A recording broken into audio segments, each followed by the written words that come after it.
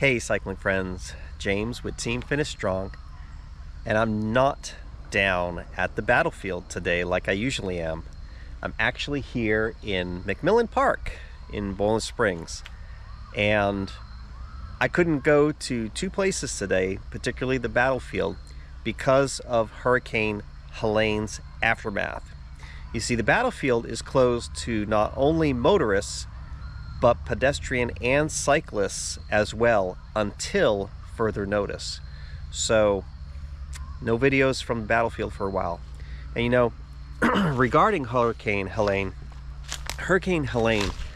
was an absolute monster of a storm, and it left devastation in its wake. Yes, I think I can say there was devastation.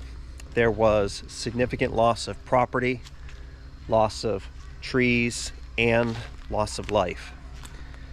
And the effects are felt even around here. You can see that there are trees down everywhere. In fact, I'm gonna come over here to this stand of trees that's all leaning up against each other as part of my video here tonight. But I wanted to, first off, before I get into my reflection, I wanted to talk to you about how you can help the people who have been impacted by this event. You see, a large swath of destruction took place from Florida all the way up to North Carolina. And those of you who have been watching the news know that there is great need in the aftermath of this storm. So I just want to encourage you to participate in some way. Help out folks that are in need today, because the needs are great. People have lost everything. And I can think of no better organization through which you can help, and that is Samaritan's Purse. Samaritan's Purse is on the ground here in the upstate and in other areas of South and North Carolina and other parts, helping people with immediate needs. Go on their website and make a donation to help them today, because they really need it. The cold weather is coming and people have literally no shelter. So consider a gift to help them today. But you know, not only does Samaritan's Purse help with people's physical needs, but they also give them hope too, through Christ. And that is the topic of my video today.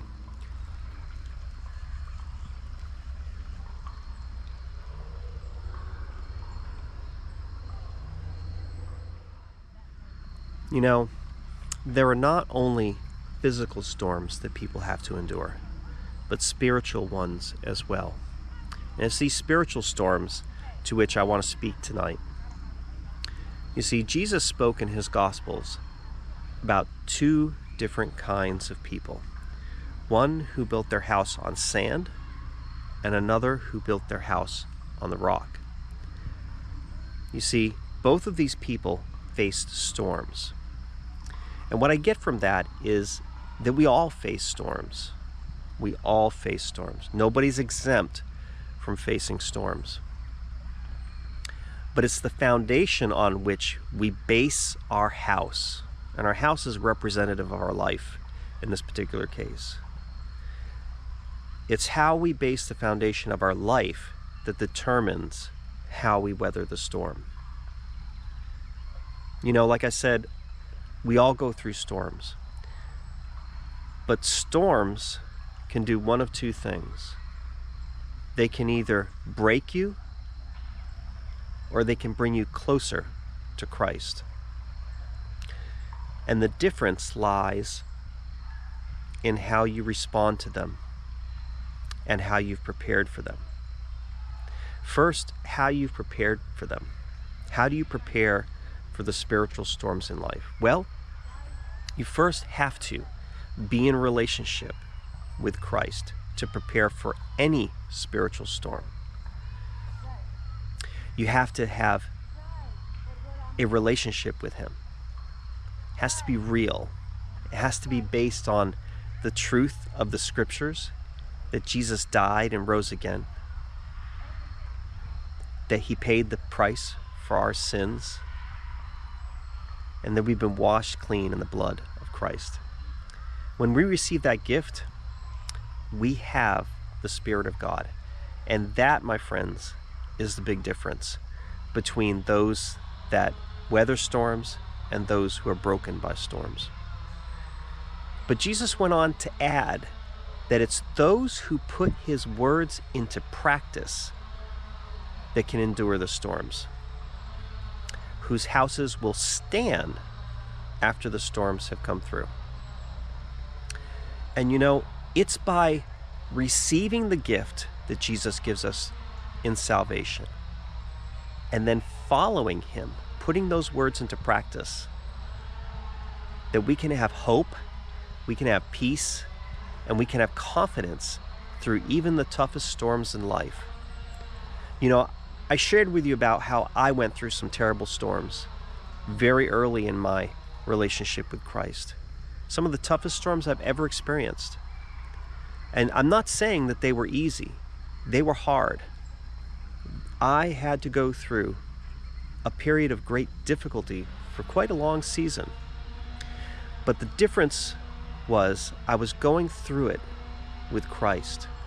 And it was during that time that I was experiencing these trials and tribulations that I felt drawn even closer to him. In fact, it was some of the closest seasons in my life that I've ever experienced with Christ. You know, I'm so thankful that I kept a prayer journal during that season, because now I can look back on time after time when Christ was faithful to me, delivering me out of situations, providing for me, giving me hope, giving me peace in situations that would have destroyed me before. See, that's the difference, friends. That's the difference. You need to base your house on the rock, the solid rock of Jesus Christ, and follow him. And I promise you that no matter where he takes you, you will be able to stand the storms of life.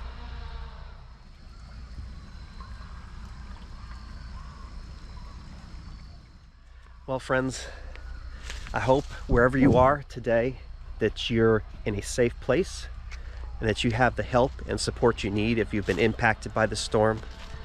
Take care, God bless, and as always, finish strong.